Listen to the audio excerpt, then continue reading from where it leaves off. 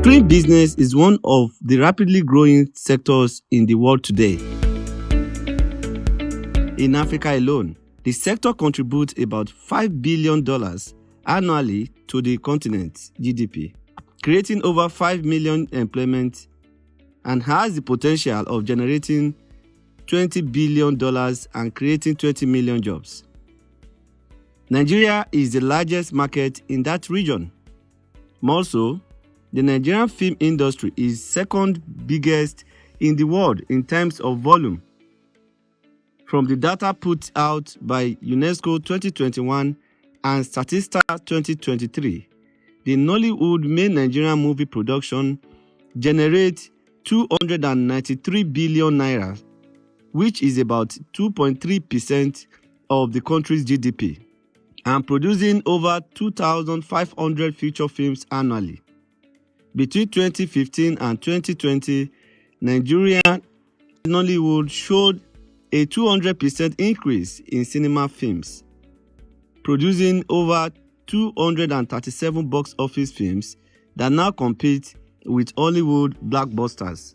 Despite this upsurge, there are only 81 movie theaters in Nigeria compared to 76,000 in China, 35,280 in the US, 11,962 in India, and 3,402 in the UK.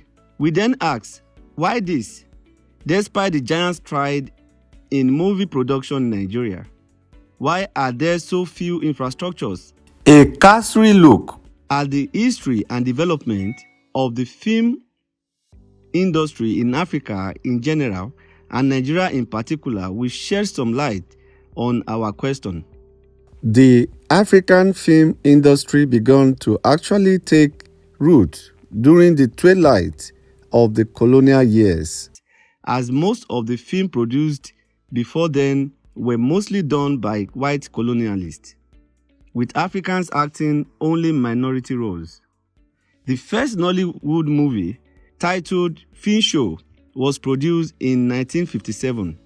Around that time, a lot of indigenous producers such as Hubert Ogunde, Moses Olaya, Duro Ladipo, and many more had already started touring the nation with their traveling theater companies, comprising mostly their immediate family members, as polygamy allowed them to be able to raise a large family back then. We live together like brothers and sisters. It's a thing that I think I like very much. Filmmaking or acting was not seen as a noble profession back then as it is now, thereby making it hard for film producers to get actors and workers outside their family. The Nollywood began to gain momentum in 1980s. In 1984, Papa Ajasco and Company, produced by Wale Adenuga, became a household name, grossing 61,000 naira, which was a lot of money, and gave rise to a lot more storytelling around family and societal issues.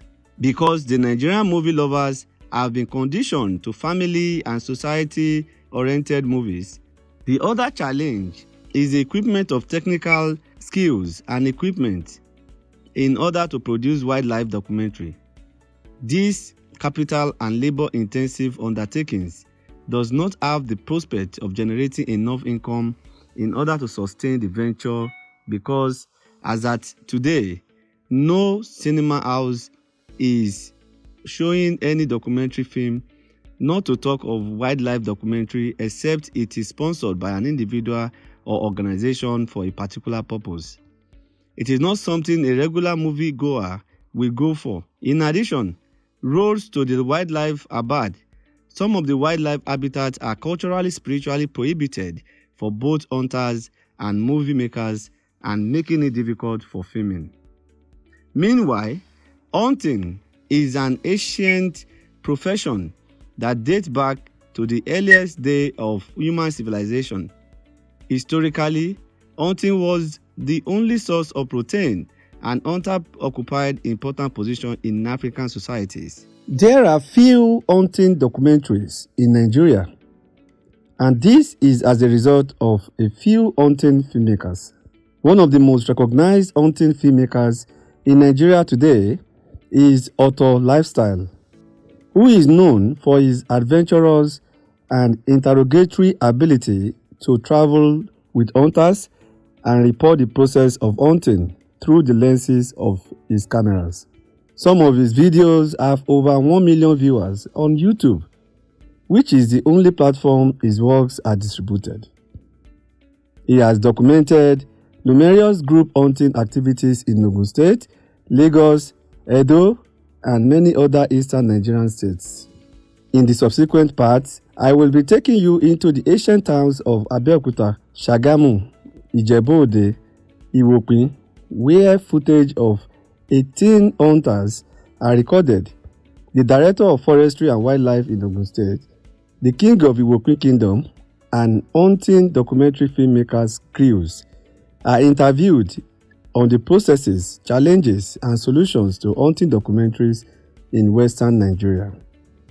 I believe through this, I will be providing an inward and outward approach to hunting filmmaking. The journey was rough, but like the adventurous Otto's Lifestyle, my team was able to go deeper into the homestead where hunting takes place to find answers to the research question and achieve the research objectives.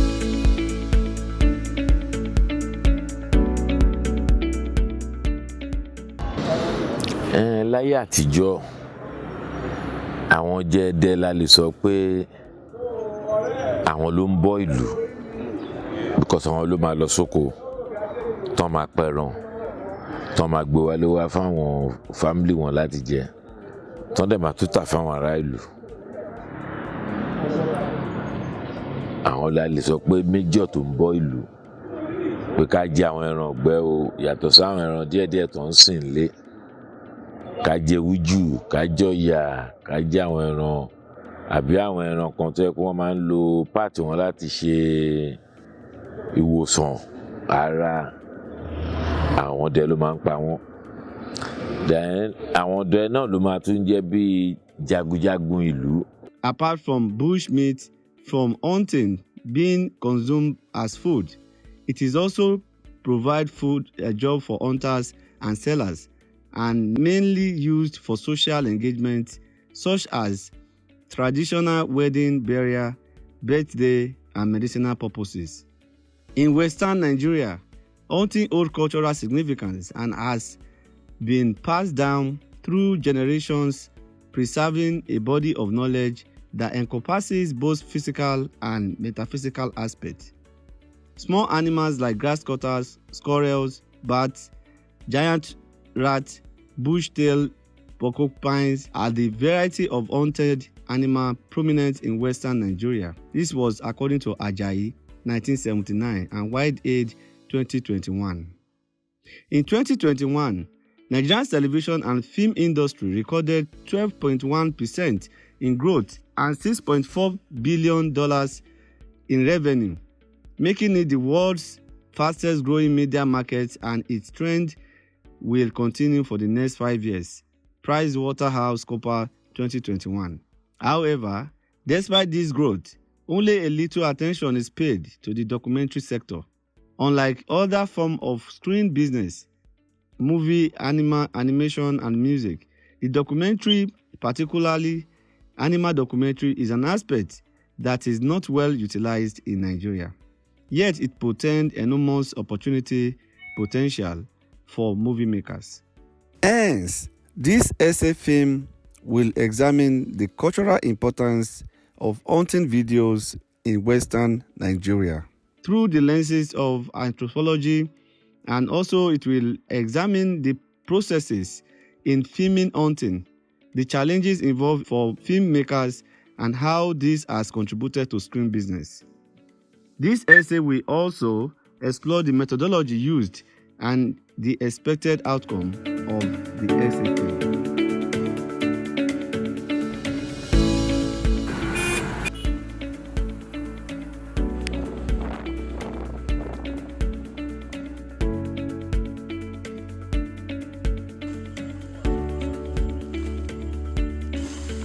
Èdùmàrè kó bá wa wọ ọmọ Èdùmàrè kó bá wọn ọgbọ́n. Èdùmàrè kó bá wa wọ̀ ọmọ owó òbí màmá jóná o.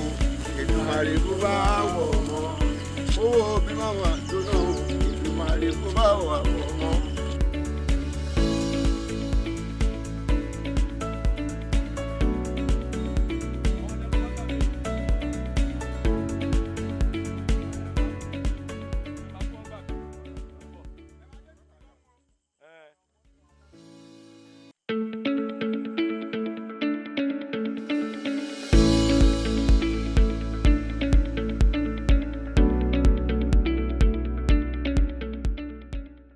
Àwọn bàbá tó ń bí bàbá mi ní ọlọ́dẹ ọ̀nà yẹn pọ̀ gan mo fẹ́ lè ní láyé western region ni ṣé ń gbọ́ olóòtú wọ́n bí bàbá mi sínú ọdẹ àkádìrì agbógun ìbọn ọdẹ pàtó bàbá mi wà láyé bàbá ẹ̀ pẹ̀lú bàbá mi wọ́n jọ ń ṣe ọdẹ pọ̀ tí wọ́n jẹ́ brave hunters iṣẹ́ tí wọ́n bá dẹ̀ ń ṣe tí wọ́n bá fi hàn wọn bójú òòṣà ni bó jẹ́ anything tó ń ṣe tó fi wọn máa kó dànù ni n tó fi hàn wá yẹn tó jẹ́ kémi wà memorial lẹ́nì nípa ọdẹ tó yìí jẹ́ pé ọdẹ tún ní lọ síwájú.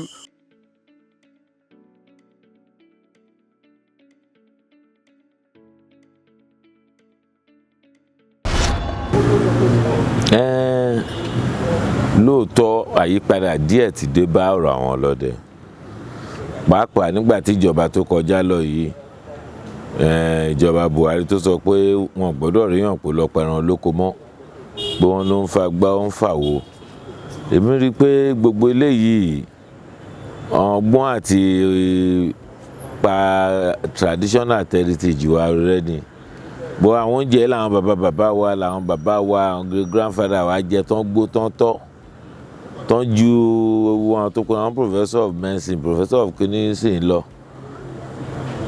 a ní má jẹ̀bà má jẹ kíní ilẹ̀ gbogbo wọn náà iṣẹ́ oko làwọn bàbá wa ń ṣe ẹ̀bà yìí náà máa jẹ kò sí kan tó ṣe wọn kò fàtọ̀ ṣúgà fún wọn kò fàtọ̀ kíní fún wọn wọn mọ oògùn tán máa lò ara àwọn ẹranko táwọn ọdẹ yìí ń pa náà ń yá nǹkan lára ẹ̀ tán fi ń ṣàgbo tán fi ń ṣàtìjẹ tán fi gùn lẹ́mìí èmi á rọ̀ wá pé gbogbo nǹkan tá a bá ń lọ́wọ́ àwọn bàbá wa lẹ́yìn Áfíríkà ká má pàtì.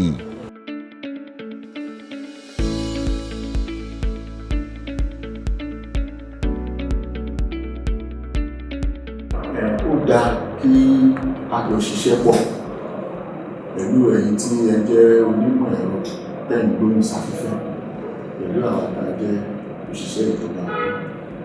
Ó dára púpọ̀ nítorí pé àmì sọ fún wa lẹ́ẹ̀kan wípé tàbá àwọn ọlọ́dẹ a máa ń ṣe ètò ìdánilẹ́kọ̀ọ́ fún wọn nígbà míì a sì máa ń ṣe ètò ìṣítí fún wọn nígbà míì ọjọ́ tàbá ń ṣe ayẹyẹ ọjọ́ wildlife day nígbà míì a máa pè wọ́n nítorí pé ìpínlẹ̀ Ògùn jẹ́ ìkan nínú àwọn ìpínlẹ̀ tá a ní erin sí ECC tericus ní Nàìjíríà a máa ń ṣe ìdánilẹ́kọ̀ọ́ fún wọn àti ìṣítí tí a bá jọ ní ìbáṣepọ̀ pẹ̀lú ẹ̀yin tẹ́ ń gbóhùn sáfẹ́fẹ́ á dára púpọ̀ láti lè mú ẹ̀kọ́ tí a bá ń kọ́ àwọn ọlọ́dẹ láti lè tàn mọ́lẹ̀ sí títí dé àwọn ọ̀dọ̀ àwọn ẹlòmíì tí wọ́n ti bá wá pé sí inú ìyàrá tá a ti ṣe ìdánilẹ́kọ̀ọ́ yìí tẹ́yìn bá ń gbé bóyá nípa ti rédíò ni o tàbí nípa ti amóhùnmáwòrán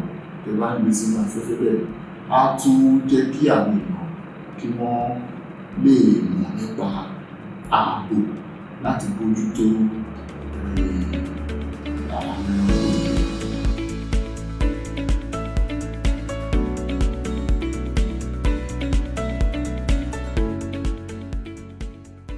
A lè sọ pé a lè sọ pé ẹ̀bi àwọn ọlọ́dẹ nìyẹn gbogbo àwọn ìlú tẹ́ dárúkọ yìí náà àwọn ìjọba wọn ló empower wọn àwọn ló tì wọ́n lẹ́yìn tán bá pè àwọn ọlọ́dẹ pé wọ́n fẹ́ ṣe gbogbo irú nǹkan báyìí ó dá mi lójú pé wọ́n gbogbo nǹkan tó yẹ kán ṣe fún wọn ló máa ṣe fún wọn but ẹ bá wo African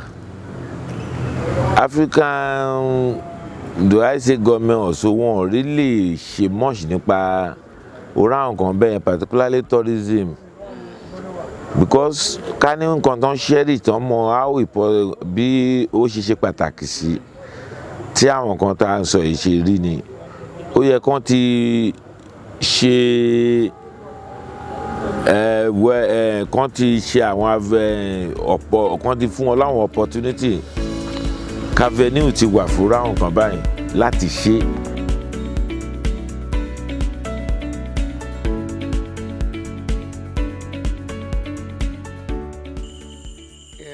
Inú mi dùn èyí jẹ́ glory day fáwọn ọdẹ because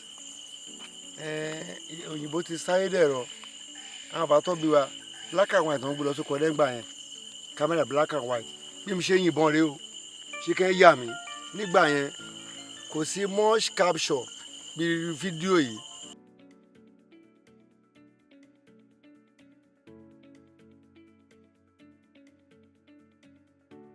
Well, as a wildlife director and producer working on the cultural importance of hunting in Nigeria, I face a lot of unique challenges. One of it is that, I was working remotely from the UK, while all my crew members, from the cinematographer, the editor, all of them were back home, the lightman and the rest of it.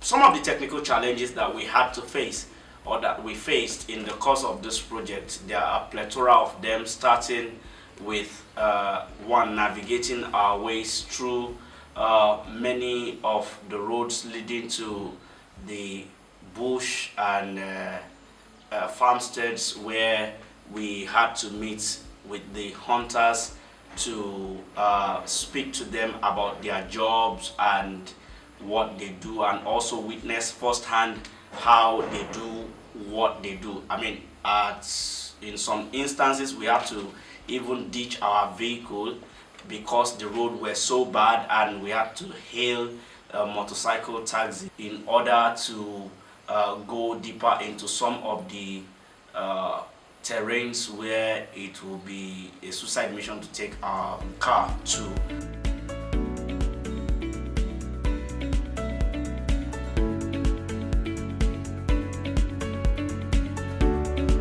Ìgbà míì onírúurú ìpèníjà ló máa ń ṣẹlẹ̀.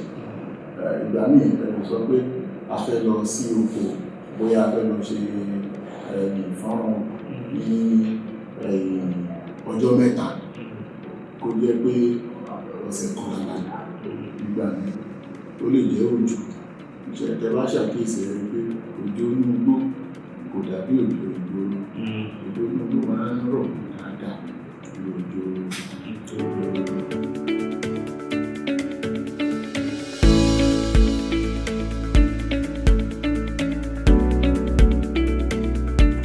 And the kind of challenges you are facing a wildlife project is a bit different from when you are shooting a feature movie, or when you are shooting a movie, or when you are shooting indoor documentary or any form of video. Talked about lights during the interview session on this project.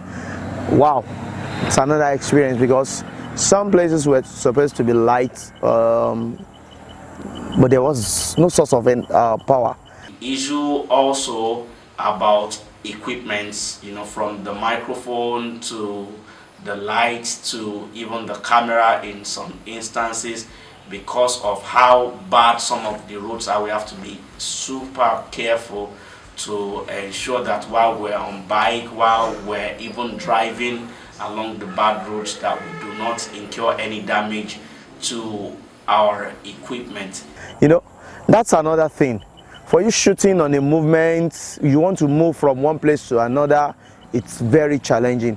Trying to run after people who are in the bush, seeing some animal, you want to take those moments, you want to do all that. It's a lot of challenges. Another challenge that we encountered was language. Most of our participants are either uneducated or semi-educated. So because of that, we we asked them to speak in Yoruba, because if they couldn't speak fluent English, and that will affect the production.